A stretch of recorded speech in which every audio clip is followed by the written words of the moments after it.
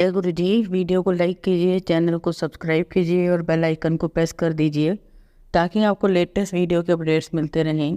किसी ने क्या खूब लिखा है, जो खो गया उसके लिए रोया नहीं करते, जो पा लिया उसे खोया नहीं करते। सितारे भी चमकते हैं उन्हीं के, जो मजबूरियों का रोना रोया नहीं करते। जय गुरु जी। आज मैं आप सबके साथ जो सत्संग शेयर करूंगी वो गगनदीप कौर आंटी जी का है। चलिए आज के सत्संग संगत जी की जुबानी ही हम सब सुनते हैं और जानते हैं कैसे गुरु जी का दिव्य आशीर्वाद उन पर बना हुआ है और कैसे उनको उनके कष्टों से मुक्ति दिलाई है। आज मैं ये सब आपके साथ इस सत्संग के माध्यम से साझा करूंगी और हमारी कोशिश यह रहती है कि जो ये ब्लेस सत्संग हम आपको सुनाते हैं वो हर घर तक पहुंच सके और सब संगत सत्संग सुने और ब्लेस हो सके। इसलिए सब संगत सत्संग के अंत तक बने रहना और सत्संग को बहुत ध्यान से सुनना और सत्संग को बीच में ना छोड़ें, क्योंकि सत्संग सुनने वाले का भी कल्याण होता है और सत्संग करने वाले का भी। और हो सकता है जो आप आज सत्संग सुने उनसे आपको आपके कई सवालों के जवाब आज आपको मिल जाएं। चलिए सत्संग को शुरू करें। जय गुरु जी। मैं गुरु जी और बड़े मंदिर से नई जुड़ी थी, पर यकीन कीजिए मुझे ऐसा महसूस होता था जैसे मैं कभी इस जगह से दूर नहीं थी और मैंने हमेशा से गुरु जी को जाना है। बड़े मंदिर में गुरु जी के पास जाने से पहले मैं एक सामान्य व्यक्ति थी जिसकी ख्वाहिशें रोटी, कपड़ा और मकान तक सीमित थी। मैं दुनियावी दौड़ में लगी हुई थी, साधारण इच्छाओं को पूर्ण करने की कोशिश में। भले ही वे इच्छाएँ आत्म केंद्रित नहीं थी, ना मैं सोनी, न गुण, न पल्ले। भगवान में कभी भी मेरा निष्ठावान विश्वास नहीं था। मैं बस जिंदगी की प्रवाह में बहती चली जा रही थी, उन बातों को मानते हुए जो मेरे माता पिता, शिक्षकों और मेरे अनुभवों ने मुझे सिखाई थी। मेरे पति ने मुझे गुरु जी के यहाँ जाने के लिए प्रोत्साहित किया और मुझे उनके यहाँ लेकर गए। मेरे पति के एक मित्र थे जो गुरु जी के भक्त थे। मेरे पति गुरु जी के यहाँ पूरी श्रद्धा के साथ गए, मैं नहीं। हम फरवरी 2009 में गए थे। बड़े मंदिर में हर जगह गुरु जी की खुशबू अनुभव करते हुए हमें खुशी और आश्चर्य भी हुआ और हम बहुत भावुक हो गए। हमें उनकी शक्तिशाली और स्वागत करती उपस्थिति महसूस हुई, जिससे हम बार बार मंदिर आने के लिए प्रेरित हुए और सितंबर 2009 से हम हफ्ते में एक बार वहाँ नियमित रूप से जा रहे हैं। नए साल की पूर्व संध्या पर मैं सोच रही थी कि मुझे बड़े मंदिर जाना चाहिए या नहीं। हालांकि मैं पूरे मन से वहाँ समारोह में जाना चाहती थी, फिर भी मैं दुविधा में थी। इसी कश्मकश में नए साल की पूर्व संध्या पर शाम को करीब 6 बजे मैंने अपने दफ्तर का काम ख़त्म किया। मेरे एक बड़े अफसर, हमारी कंपनी के वाइस प्रेसिडेंट, मेरे बॉस ने से उनके कमरे में मिलने आए। मेरे बॉस इस अफसर के सीनियर हैं और मैं उन्हें सीधे रिपोर्ट करती हूँ। मैंने वाइस प्रेसिडेंट से पूछा कि क्या वो बड़े मंदिर जा रहे थे, जिस पर वह बोले कि शायद वे थोड़े समय के लिए जाएंगे। उन्होंने यह भी कहा कि जब से बड़े मंदिर में कुटिया के पास उन्हें गुरु जी के दर्शन हुए थे वह उनमें मानने लगे थे। उन्होंने मुझे गुरु जी की तस्वीर वाला पेन और लॉकेट दिखाया और यह भी बोले कि उन्हें यह सब बिना मांगे ही मिला था। पता नहीं क्यों पर मैं और उदास हो गई। अपने दिल की गहराइयों से मैंने मन में गुरु जी से शिकायत की, गुरु जी भी बस वट्टे लोकां दे ने, दर्शन से विषय अधिकृत दर्जे के लोगों को ही प्राप्त होते हैं। मैं दफ्तर से निकलकर 31 दिसंबर होने की वजह से बहुत ट्रैफिक में थी। मैं 7:30 बजे घर पहुंची, अपने रोज के समय से 1 घंटे देर से। मेरे परिवार ने मुझे गुरु जी के समारोह में जाने के लिए राजी किया और मेरे पति ने कहा कि मुझे श्रद्धा रखनी चाहिए और व्यर्थ ही कुछ सोचना नहीं चाहिए। हम बड़े मंदिर के लिए निकले। रात को करीब 9:30 बजे हमने दर्शन किए और करीब 10 बजे हम हॉल के अंदर थे। फिर हम बाहर समारोह देखने गए। मैं संगत हॉल में दाईं और आंखें बंद करके बैठी हुई थी। उस रात मुझे ऐसा लग रहा था जैसे कि मैं किसी और ही दुनिया में पहुंच गई हूँ। एक बिल्कुल मंत्रमुग्ध और सम्मोहित कर देने वाला एहसास था। मैं अपने आप को भूल गई। मुझे अपने आसपास की किसी भी चीज़ का एहसास नहीं रहा। मैंने सांस लेना बंद कर दिया और मैं बस देख पा रही थी। जब मैंने गुरु जी की यथार्थ आकार की तस्वीर की ओर देखा तो मुझे ऐसा लगा जैसे वो मुझे देखकर मुस्कुरा रहे थे। धीरे धीरे उनकी मुस्कान मुझ में भरने लगी, होठ साथ साथ होने लगे। उनका चेहरा प्रेम, कृपा और आशीर्वाद से भरा हुआ था। उनका चेहरा हर क्षण रूप बदल रहा था। आंखें संजीव थी और जगमगा रही थी। कान उग्र थे, दांत सफ़ेद यथार्थ और हिलते हुए थे। मैं उन्हें सुन नहीं पा रही थी पर पूरी कोशिश कर रही थी कि उनके होठ पढ़ सकूं। गुरुजी बिल्कुल स्पष्ट नजर आ रहे थे, अपना वास्तविक रूप दर्शाते हुए, जीवित मुझे अपने दिव्य दर्शन देते हुए। मेरा छोटा सा दिमाग बस यही समझ पा रहा था। मुझे मेरी आंखें गुरुजी महाराज दिव्य मालिक पर टिकी हुई थी। मैंने आसपास संगत पर नज़र डाली तो सब कुछ सामान्य ही लग रहा था। मैंने वापस गुरुजी पर नज़र डाली तो सब कुछ दिव्य लग रहा था। मैंने आंखें मली, अपने बैठने की जगह मुद्रा बदली और हाल में पीछे और फिर आगे जाकर बैठी। पर गुरुजी ने उस दिन मुझे चुना और वह बस मेरे लिए ही थे। मैंने अपने परिवार की ओर देखा तो वह बाहर चलने के लिए मुझसे निवेदन करने लगे। मैंने उनको बाहर जाने के लिए कहा क्योंकि मैं गुरुजी से जुदा नहीं होना चाहती थी। कहीं ऐसा ना हो कि गुरुजी के समुद्रगामी अस्तित्व और चेहरे से प्रकट होता हुआ अमिश्रम प्रेम और दिव्य संबंध टूट जाए। उस रोज़ रात को 1 बजे तक, जब तक मंदिर खुला था, मैं वहाँ थी। मुझे गुरुजी के दर्शन होते रहे। मैं यह बताने लिखने में हिचकिचा रही थी, पर मैं यह इसलिए लिख रही हूँ क्योंकि मैंने यह गुरुजी से समझा कि उनकी सारी संगत उनके लिए समान है। मेरे मन में उनसे जो शिकायत थी वो उन्होंने सुन ली। उन्होंने मेरे मूर्खतापूर्ण और व्यर्थ ख्याल दूर किए। उन्होंने मेरी सोच बदली और अपने वास्तविक रूप से मेरा परिचय करवाया। मैंने शुरू से गुरुजी से उनके दर्शन ही मांगे थे और नए साल के तोहफे के रूप में मुझे उनके दर्शन प्राप्त हुए। तब से मेरे मन की अभिलाषा और मौन निवेदन यही है कि गुरुजी सदैव मुझे अपने दिव्य दर्शन प्राप्त करते रहें। अभी हाल ही में मैं 6 मार्च 2010 को हमारे साथ एक और अद्भुत अनुभव हुआ। जब हम उस शनिवार बड़े मंदिर गए तो हम गुरुजी के लिए 2 सुंदर गुलाब के फूल लेकर गए। मुझे नहीं पता उन्होंने 2 फूल ही क्यों लिए, क्योंकि खरीदने से पहले मैंने सोचा था कि टोकरी भर के फूल देकर आऊँगी, उनकी गद्दी के पास रखूँगी, पर वो 2 गुलाब के फूल हमने उनकी समाधि के पास रखने का निश्चय किया। वह हमने ज्योत के करीब रख दिए क्योंकि हम उन्हें ज़मीन पर नहीं रखना चाहते थे। जब हमने वो फूल रखे तो एक भक्त ने हमें थोड़ी कठोरता से कहा कि वो गलत जगह थी और हमें फूल ज़मीन पर रखने चाहिए। मैंने उसी समय फूल उठाकर समाधि से थोड़ा दूर ज़मीन पर रख दिए। उन भक्त ने फिर थोड़ी कठोरता से हमें वो फूल समाधि के आसपास ऊंचे स्थल पर रखने को कहा। ऐसा करते हुए अनजाने में मैं स्तंभ के नीचे की चौकी को पार कर गई। इस पर वो भक्त नाराज हो गए, बोले कि समाधि एक पवित्र स्थान है और उसे हाथ लगाने की अनुमति नहीं थी। मैंने माफ़ी मांगी और माथा टेक कर वहाँ से हम निकल गए। मैं और मेरी बेटी बहुत समय तक परेशान रहे और काफ़ी समय तक मैं इस घटना के बारे में सोचती रही। मैं यह सोच रही थी कि हमें इस बात से अवगत कराकर और निर्देश देकर वो भक्त तो अपना कर्तव्य कर रहे थे, पर अपने मन के किसी कोने में इस बात का विरोध और शिकायत कर रही थी। आगामी बुधवार यानी 10 फरवरी को मुझे गुरुजी की स्पष्ट परिकल्पना नजर आई। मुझे बड़े मंदिर में गुरु नानक देव जी, साईं बाबा, शिव जी और शेरा वाली माता ऐसे नजर आए जैसे कोई स्लाइड शो चल रहा हो। और फिर वो सब हमारे गुरुजी महाराज में समा गए जो रेत में से प्रभावशाली शानदार ढंग से उठे। यह परिकल्पना मुश्किल से क्षण भर के लिए रही। इसके एकदम बाद मेरे मंदिर के आसपास एक खुला मैदान देखा। वहाँ गाड़ियाँ आ रही थी। मैंने रेशम की लाल रंग की साड़ी पहनी हुई थी और बड़े मंदिर के मुख्य द्वार पर हाथ जोड़े खड़ी थी। फिर यह परिकल्पना समाप्त हो गई। मैं उठकर अपनी दिनचर्या में व्यस्त हो गई, पर इस परिकल्पना के बारे में सोच रही थी। मुझे समझ आया कि जो खाली मैदान मैंने देखा था वो बड़े मंदिर की पार्किंग थी और मेरे लिए गुरुजी का संदेश एकदम स्पष्ट था। मुझे वहाँ वो लाल साड़ी जो मेरे पास थी पहनकर जानी थी। मुझे यकीन नहीं था कि इतने कम समय में मैं उस बड़े मंदिर में जा पाऊंगी या नहीं, पर गुरुजी की इच्छा मेरे लिए हुक्म थी। फिर मैं सोच में पड़ गई कि क्या मुझे उसी समय सुबह को जाना चाहिए था या शाम को। मुझे दफ्तर में अपने बचे हुए काम याद आए और मैंने पहले अपने दफ्तर जाने का निश्चय किया और वही लाल साड़ी पहनकर मैं अपने दफ्तर गई। 12:30 बजे तक मेरा काम खत्म ही था। मेरे बॉस दफ्तर में नहीं थे। नोएडा से बड़े मंदिर के लिए निकल पड़ी।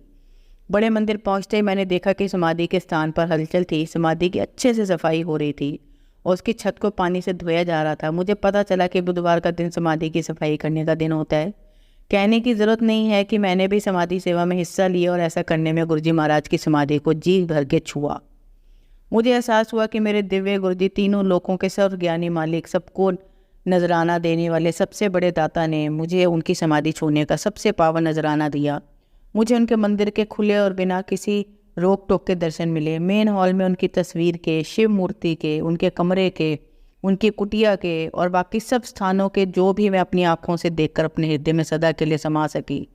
2 घंटे तक मैं सब कुछ छूती रही, उसका आनंद उठाती रही और पावन में मग्न होकर अपने दफ्तर और फिर घर वापस आई। बाद में मुझे पता चला कि महाशिवरात्रि के समारोह के उपलक्ष्य में उस दिन ये खास सेवा थी। अगर गुरुजी महाराज मेरा मार्गदर्शन नहीं करते तो मुझे कभी पता नहीं चलता कि बुधवार के दिन समाधि सेवा होती है। मैं कभी वहाँ नहीं जाती और मुझे ऐसे बहुमूल्य अनुभव प्राप्त नहीं होते। इसमें मुझे यह भी पता चला कि गुरुजी सब जानते हैं, बड़ी चिंताएं हों या छोटी, हमारी भोली भाली शिकायतें सब कुछ उन पर छूती पहुँचती हैं। गुरुजी हमारे हृदय और अंतरात्मा छू लेते हैं। हृदय से निकला हुआ एक निर्मल और भोला भाला ख्याल ही काफ़ी होता है उन्हें छू लेने के लिए। वे हमें अंदरूनी तौर पर तृप्त कर देते हैं, हमें ठीक कर देते हैं और हमारी अंतरात्मा उनकी ही प्रतिबिंब बन जाती है। 5 ही महीनों में मैं गुरुजी की पूरी तरह से दीवानी हो गई थी। पर मेरे साथ जब यह घटना घटी तब तक मैंने अपने ससुराल वालों को गुरुजी के बारे में नहीं बताया था। हालांकि मेरे ससुराल वाले हमारे घर के पास ही रहते हैं। दफ्तर में व्यस्त रहने की वजह से मैं उनसे अक्सर नहीं मिल पाती हूँ। महीने में एक बार मैं उनके यहाँ जाती हूँ और बाकी समय हमारी फ़ोन पर बात होती है। मेरे ससुराल में परिवार में 4 सदस्य हैं, मेरे जेठ, देवर, भाभी और सास। मेरा मायका और ससुराल संशोधित पर बहुत श्रद्धालु सिख हैं। हमने उनसे अभी तक गुरुजी के बारे में बात नहीं की थी और हमें सही समय का इंतज़ार था। मेरे जेठ ने शादी नहीं की और अमेरिका में जाने के बाद वो एक निवृत्त और निष्क्रिय जीवन व्यतीत कर रहे हैं। उन्हें कई बीमारियां हैं। वो डायबिटीज़ के मरीज़ हैं। उनकी आंखों की दृष्टि सीमित है क्योंकि 4 बार उनकी आंखों का लेज़र ऑपरेशन हो चुका है। दाई टांग बुरी हालत में होने की वजह से वह ठीक से चल नहीं पाते हैं। मेरे जेठ का कमरा घर की सीढ़ियों के बगल में है और वेस्टर्न स्टाइल बाथरूम के पास है। अक्सर वो रात को शौचालय का इस्तेमाल करने के लिए उठते हैं। यह सब मैं पृष्ठभूमि के तौर पर हालात का वर्णन करने के लिए बता रही हूँ। 29 मार्च 2010 को मुझे गुरुजी की परिकल्पना दिखी। गुरुजी ने एक अत्यंत शानदार पीले रंग का चोला पहना हुआ था और अपने अनोखे अंदाज में मेरे ससुराल के घर की सीढ़ियाँ चढ़कर ऊपर जा रहे थे। हमारे अलावा घर में और कोई नहीं था। ऐसी अनपेक्षित जगह पर गुरुजी को अचानक आए देखकर मैं खुश और हैरान भी हुई। चढ़ने के लिए अभी गुरु को 4 सीढ़ियाँ बाकी थी कि गुरुजी अंतर्ध्यान हो गए। मैं उन्हें ढूंढने के लिए दौड़ी, पर जितनी अचानक गुरुजी आए थे वैसे ही अंतर्ध्यान भी हो गए। मैंने उन्हें बहुत ढूंढा पर वह नहीं दिखे। मैंने सीढ़ियों से नीचे देखा तो सीढ़ियों के तले पर मुझे एक कमरा नजर आया जिस पर भारी पर्दा लगा हुआ था। मैं चकित थी। फिर सारा दृश्य बदल गया। अब मेरा घर था। गुरुजी काले चोले में मेरे सामने थे और मुस्कुरा रहे थे। मुझे उनके ऐसे 3 स्नैपशॉट दर्शन हुए और फिर उनकी परिकल्पना गायब होती चली गई। मैंने अपने परिवार को यह सब बताया पर किसी को भी सपने का मतलब समझ नहीं आया। 6 दिन के बाद मैं सुबह 3 बजे उठी और मुझे दोबारा नींद नहीं आ रही थी। आदत अनुसार मैं 4 बजे बिस्तर से उठी। मैंने स्नान किया और अपनी दिनचर्या के लिए तैयार हो गई। मैंने गुरुजी महाराज गुरु नानक देव जी के आगे दिया जलाया और पूजा की। उस दिन मेरा मिजाज बहुत अजीब था। अपने गुरुओं के आगे मैं बहुत मांगे रख रही थी। मेरे प्रार्थना की, गुरुजी आपको सर्वगुण संपन्न सर्वशक्तिमान है, मन की सब बातें जानते हैं। मैं भी इंसान हूँ और आपकी हर रोज पूजा करती हूँ। जब आप मेरे मन में बैठे हैं तो सब जानते होंगे। आप में शक्ति है तो मेरे मन की हर इच्छा आज पूरी कर दीजिए। इससे पहले मैंने कभी प्रार्थना में कोई मांग नहीं की थी। मैं अशांत थी। मैंने क्यों उनसे यह मांगा था? क्यों मैंने इन शब्दों का प्रयोग किया था? मैं अपने आप को नहीं समझ पा रही हूँ। पर अब जो भी हो, ये शब्द तो मेरे मुंह से निकल चुके थे। माथा टेक कर अभी मैंने एक कदम ही पीछे लिया था कि मेरा मोबाइल फ़ोन बज गया। बिना कुछ सोचे मैंने फ़ोन उठाया। मेरी बड़ी भाभी फ़ोन पर थी और बोली कि मेरे जेठ 14 3 ढलान वाली सीढ़ियों से गिर गए थे। सीढ़ियों पर लगी हुई लोहे की ग्रिल को वह पकड़ नहीं पाए थे। सीढ़ियों के तले पर वह उन्हें सदमे की हालत में मिले थे। उनके घुटने से खून बह रहा था और सीढ़ियों के तले के पास वाले कमरे में उन्हें ले जाया गया था। मेरे देवर घर पर अकेले थे और उन्हें समझ नहीं आ रहा था कि वह क्या करें। भाभी ने मुझे मेरे पति को वहाँ भेजने को कहा और मेरे पति फ़ौरन निकल पड़े। वो सीढ़ियाँ जिससे मेरे जेठ गिरे थे और जिस कमरे में उन्हें ले जाया गया वह मैं गुरुजी की परिकल्पना में पहले ही देख चुकी थी। समतः घर में सब परेशान थे। वे मेरे जेठ को तुरंत डॉक्टर के पास ले जाना चाहते थे पर मेरे जेठ ने मना कर दिया। मैंने उन्हें सुबह 5:30 बजे फ़ोन करके मेरे जेठ को गर्म पानी सेक देने को कहा क्योंकि उनका कंधा सूज गया था। और मैंने अपने परिवार वालों को उन्हें डॉक्टर के पास जाने के लिए मनाने के लिए कहा। उन्हें सिर पर कान के पीछे 3-4 घाव हो गए थे और घुटने पर भी चोट आई थी। वह दर्द में थे पर आराम से सो रहे थे। अगले दिन 6 तारीख को शाम को वे डॉक्टर के पास गए। एक्सरे से पता चला कि उन्हें कंधे और दाईं पसली पर हेयर लाइन क्रैक था। डॉक्टर ने कहा कि प्लास्टर की कोई ज़रूरत नहीं थी और उससे भी ज़रूरी बात, सिर पर चोट नहीं लगी थी। और उसके अगले दिन जब डॉक्टर ने उसकी जांच की तो सिर के पीछे की चोटें ठीक हो चुकी थी। उन्हें दर्दनाशक गोलियां और कैल्शियम लेने के लिए कहा गया। ऐसा कैसे संभव था कि एक बूढ़ा और बीमार व्यक्ति थोड़े भारी वजन का 14 सीढ़ियों से नीचे गिरा? उसका सिर सीढ़ियों पर कई बार लगा पर उसे कोई बड़ी चोट नहीं पहुंची। यह सब गुरुजी के हस्तक्षेप से हुआ था और मेरे सपने का भी यही मतलब था। सबसे दयालु और सदैव दानी गुरुजी महाराज उन्हीं सीढ़ियों पर चढ़े थे। अपने दिव्य चरण कमलों के महज एक छुअन से उन्होंने एक जानलेवा घटना रोक दी। उन्होंने उन 4 लोगों को जीतने नहीं दिया। वह 4 लोग मेरे जेठ को अपने कंधों पर उनकी अंतिम यात्रा पर ले जाने वाले थे। ऐसा सिर्फ भगवान ही कर सकते हैं, उनके लिए भी जो गुरुजी के बारे में जानते तक नहीं है। गुरुजी की दयालुता अद्वितीय और मन स्पर्शी है। सीढ़ियों पर और घर में कहीं और नहीं दर्शन देकर उन्होंने पहले ही मुझे उनके बारे में आगाह कर दिया था। उन्होंने मुझे सीढ़ियों के पास वो कमरा दिखाया जिसमें गिरने के बाद मेरे जेठ को लिटाया गया। उन्होंने नींद से मुझे उस समय जगाया जिस समय मेरे जेठ गिरे, ठीक 3 बजे सुबह को। और मैंने गुरुजी से वही प्रार्थना की जो गुरुजी चाहते थे कि मैं करूं, क्योंकि उस दिन मेरे मुंह से निकले शब्द निश्चित रूप से मेरे नहीं थे। मैंने वो शब्द खुद सोचकर नहीं कहे थे। यह सत्संग टाइप करते हुए मैं अपने शरीर में हमारे गुरुजी महाराज स्वामी की शक्तिशाली और स्नेहमयी कंपन महसूस कर रही हूँ, जो मुझे झंझोड़ रही है और श्वासन दे रही है। मैं कभी भी उनकी सहज योग्यता में अपना विश्वास न टूटने दूँ। किसी भी प्रकार के हल के लिए उनके पास ही जाऊँ और अपने हृदय, चित्त और शरीर से उनसे सीधा संबंध जोड़ूँ। अपनी आंखें खोलिए और देखिए हम सबके लिए बिना किसी शर्त के उनकी अथाह शक्ति, सर्वोच्च क्षमता, अतः प्रेम को सदा सदा के लिए, ये सब गुरु जी के साथ ही है। जय गुरु जी। आप सबको अब एक कहानी सुनाती हूँ, आप सब इस कहानी को बहुत ध्यान से सुनना। कहानी का शीर्षक है शब्दों की ताकत। आज की इस कहानी को सुनने के बाद आप इस बात को बखूबी समझ जाएंगे कि किस तरह किसी की बोली हुई बातों से भी जिंदगी बदल जाती है। इस कहानी से आप शब्दों की असली ताकत को पहचानेंगे। एक बार एक छोटा बच्चा स्कूल से दौड़ता हुआ आया और सीधा अपनी माँ के पास गया। माँ के पास पहुंचकर उसने अपने स्कूल बैग में से एक लेटर निकाला और अपनी माँ को लेटर देते हुए बोला, ये मेरे टीचर ने सिर्फ आपको देने को कहा है, आप इसे पढ़कर मुझे भी बताओ कि इसमें क्या लिखा हुआ है। उसकी माँ ने वो खोला और पढ़ा तो वो थोड़ा उदास हो गई। अपनी माँ को उदास देखकर बच्चे ने पूछा कि माँ उस पर क्या लिखा हुआ है। उसकी माँ मुस्कुराई और बोली, बेटा आपके टीचर ने लिखा है कि आपका बेटा बहुत ही इंटेलिजेंट है, उसे पढ़ाने के लिए हमारे स्कूल में अच्छे टीचर नहीं हैं, तो कल से आप अपने बच्चे को घर पर ही पढ़ाएं, इसे स्कूल ना भेजें। उस माँ ने अपने बच्चे को घर पर ही पढ़ाना शुरू कर दिया और बच्चा बड़ा होकर एक बहुत ही जीनियस और सफल इन्वेंटर बना। एक दिन अपने घर की सफाई करते हुए उस लड़के को अपने पुराने सामान में उस टीचर का दिया हुआ लेटर मिला। उसने वो लेटर पढ़ा तो वो हैरान हो गया, क्योंकि उस पर लिखा था, आपका बच्चा मानसिक रूप से बीमार है और ये पढ़ाई में बहुत कमज़ोर है, अब हम इसे अपने स्कूल में नहीं पढ़ा सकते, बेहतर होगा कि आप इसे घर पर ही पढ़ाएं। उस बच्चे की आंखों में आंसू आ गए और वो ये सोचने लगा कि किस तरह उसकी माँ के शब्दों ने उसकी ज़िंदगी को बदल दिया। दोस्तों, ये सच्ची कहानी है थॉमस एल्वा एडिसन की, जिन्होंने 1000 बार फेल होने के बावजूद लाइट बल्ब का आविष्कार किया।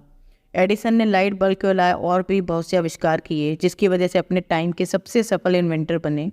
एडिसन का मन पढ़ाई में बहुत कम लगता था, जिसकी वजह से वह स्कूल से निकाल दिए गए, लेकिन उनकी माँ की ही दी गई शिक्षा के कारण वो जिज्ञासु बने और लाइफ में सफल हो सके। अब शिक्षा जो हमें इस कहानी से मिलती है वो ये है कि छोटी सी कहानी हमें ये बात सिखाती है कि लोगों के द्वारा कई बातों में बहुत पावर होती है। जिस तरह हमारी बातें किसी का हौसला बना सकती हैं, उसी तरह किसी का हौसला तोड़ भी सकती हैं। अक्सर लोग वही काम करते हैं जो वो सुनते हैं, बोलते हैं और समझते हैं।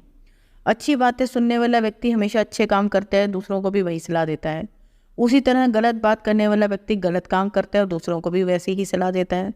हम जिस तरह के लोगों की बातें सुनते हैं, हमारा मन भी उसी तरह जाने लगता है। अपनी माँ की बातों की वजह से ही एडिसन को खुद पर विश्वास आया। उन्हें बचपन से ही ये लगने लगा कि वो कोई लूज़र नहीं बल्कि एक विनर है। अगर एडिसन की माँ उस दिन उसे सच बता देती तो शायद बचपन में ही एडिसन का विश्वास खुद पर से उठ जाता और वो शायद कभी सफल नहीं बन पाते। अपनी टीचर की बातें अगर वो पढ़ लेते तो वो खुद को हमेशा लूज़र ही समझते। हमें खुद को और दूसरों को हमेशा अच्छी बातें ही बोलनी चाहिए और हमेशा उन्हें अपनी बातों के ज़रिए प्रेरणा देनी चाहिए, जिससे वो आगे बढ़ सकें, कुछ अचीव कर सकें और खुद पर विश्वास कर सकें। अच्छी सोच और अच्छी बातें इंसान को हमेशा लाइफ में आगे रखती हैं। अच्छा बोलें, अच्छा सुनें और हमेशा एक पॉजिटिव सोच रखें। इस दुनिया में नामुमकिन जैसा कुछ भी नहीं है। हम जो सोच सकते हैं उसे कर भी सकते हैं। हमें बस खुद पर विश्वास होना चाहिए। खुद के बारे में भी कभी नेगेटिव बातें ना करें। जय गुरु जी। संगत जी, अगर आपको आज का सत्संग अच्छा लगा हो तो आप इस सत्संग को और संगत के साथ ज़रूर साझा करें, जिससे वे भी महाराज का दिव्य आशीर्वाद प्राप्त कर सकें। जय गुरु जी। शुक्राना गुरु जी।